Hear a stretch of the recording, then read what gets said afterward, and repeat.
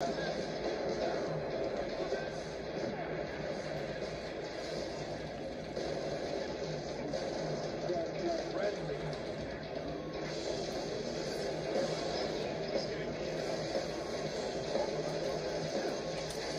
it's here.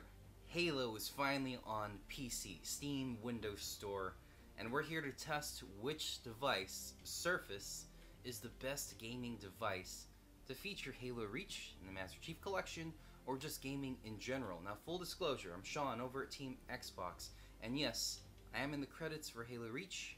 I did help bring the game to PC, but I don't speak on behalf of the game. I'm not on the official PR channels. Check out Halo Waypoint, Major Nelson, our official social media channels for the reviews, Mixer. We have a lot of streamers on there for those reviews and impressions on Halo Reach as an entity, as a title. I'm not on the Surface team, so these reviews and impressions, they're strictly my own. We're here today just to discover how Halo performs on all these devices and help you come to a decision on which Surface device is for you. Congratulations to the 343 team. Incredible work, and so let's go ahead and get started. The Surface Pro X here, unfortunately, I couldn't even install it because it only can emulate x86 apps. Steam is an x86 type app, but even on the Windows Store, you just couldn't install this. Surface Pro X is not that type of device. It's on Windows on ARM. It emulates a lot of apps. Can't even run x64 apps, so don't worry about it, at least for this device. This is not a gaming-centric device. Discrete graphics cards versus integrated graphics cards, and just by that criteria, those devices with discrete graphics cards are gonna perform the best. So the Surface Studio 2 over here, I'm not sure you have that device, but this has a MaxQ Design 10 GTX 1070, and the Surface Book right here.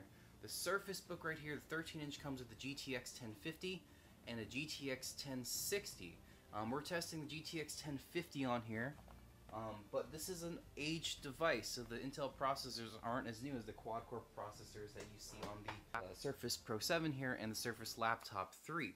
So how it performed on the Surface Book 2 with the GTX 1050, it was actually pretty bad. Here are the results for that. It was pretty stuttery, pretty laggy. It wasn't that enjoyable of an experience, so honestly I wouldn't recommend it on the 1050 either. Now, in fairness, I tried to test it with the GTX 1060 on my Surface Book 2 15-inch, but that got stolen. And in lieu of that, I have the Razer Blade 2015 that runs the same specs, the GTX 1060 and 16 gigs of RAM, and that shows that it had the potential to run it smoother. So if you are running the Surface Book 2 15-inch with the GTX 1060, that's a discrete graphics card, that would be a little smoother than the GTX 1050, but even so, those older devices, depending on how much RAM you have, it really was a pretty stuttery experience. So I'll just go ahead and show that footage here on how bad I played this level on Halo Reach. Alright, so let's move on. I thought that the Surface Laptop 3 would be a really strong, powerful gaming device. It features the AMD Ryzen 7 Custom Surface Edition chip, and playing it through, I had high expectations. And the way we're running Halo Reach, it's all on default settings, it's all on what Steam recommends, what you naturally do right when you install it and press play. So I didn't do any customization for that. It's what the program auto thinks is best for your Surface device. So on the Surface Laptop 3, honestly, it was pretty stuttery and laggy as well. It was unplayable in the sense that I just couldn't get, my ammo, couldn't get those shots, those headshots that I wanted, couldn't get those sprinting actions, loading the graphics. You can see the footage for yourself. It actually wasn't that enjoyable of an experience, even though I thought it performed better than the Surface Pro 7 over here. The Surface Pro 7, you can see the specs. We're running the Core i5 model. It's kind of like the mid one, and it's integrated Intel graphics as well, but that was actually an experience that was enjoyable. I could actually play on it. Not that it was the best experience, but it did perform better than the Laptop 3 and better than the Surface Book 2 with the GTX 1050. I was quite impressed at how this Surface Pro 7 really played. And just for this all-around device, it brings home this message that the Surface Pro 7 is the best all-around device this year, both in terms of sales, in terms of usability, traditional Intel chips, and just how it performed the integrated chips. The footage will speak for itself on there.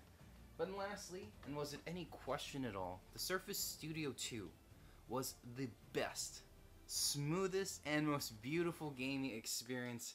I literally gasped in awe and how impressed it was at running it. Surface Studio 2 is about 1 year old. We're going to drop another review on that, but that's running the MaxQ design GTX 1070. And was it any doubt at all? Because that's the highest discrete graphics card integrated in a Surface device to date, the GTX 1070. Now it's pretty old because now we're on the RTX 2080 Ti related editions, but the Surface Studio 2 performed incredibly. Like, it was so cinematic. I wanted to jump in, and I felt like I was reliving my childhood again, going in Covenant's faces and shooting and throwing plasma into grenades. The footage was just so awe-inspiring, so I feel so inclined just to stop playing Halo on anything else, even my Xbox, and just play it straight on Steam, straight on PC, right on my Surface Studio 2. So go ahead and check out this footage, but those are my reviews and impressions. Okay, so let's talk about the rankings here. Number 1, hands down, Surface Studio 2, but that's $5,000 running the MaxQ design GTX 1070. Was it any question, right?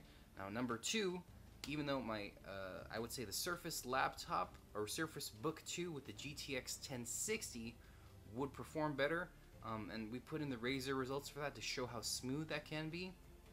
And then in third place, I would say it's the Surface Pro 7 over here, integrated chips, but it was running where it was manageable enough for me to play.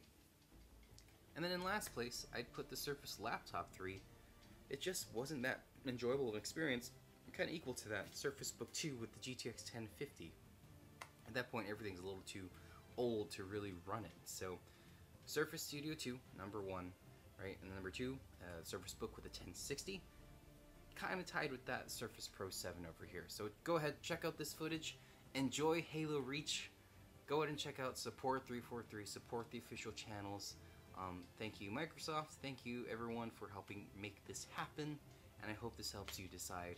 And remember, Reach everyone, we'll see you in the next series as we review these next future devices. Check out my Surface Studio 2 1 year later review coming up, and some of our Black Friday haul. Alright, thanks guys, see you soon.